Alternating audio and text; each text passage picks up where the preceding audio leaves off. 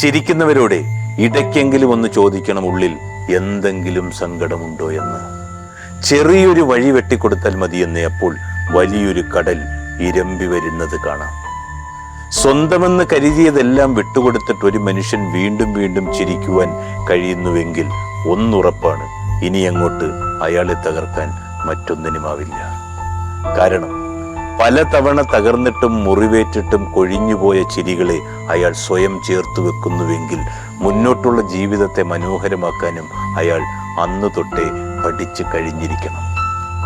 നഷ്ടങ്ങളുടെ ഭാണ്ഡക്കെട്ടിൽ കുത്തി നിറച്ച ഓർമ്മകളെയും കൊണ്ട് അവസാനമില്ലാത്ത യാത്രകളിലേക്ക് അയാൾ എന്നേ ഇറങ്ങി തിരിച്ചു കഴിഞ്ഞിരിക്കുന്നു. പകരമാവാൻ എത്തുന്ന മനുഷ്യർക്ക് നേരെ ഹൃദയത്തിന്റെ വാതിലുകൾ കൊട്ടിയടച്ച് മറവിയുടെ ഇരുളാഴങ്ങളിലേക്ക് അയാൾ ഇറങ്ങിപ്പോയിരിക്കും.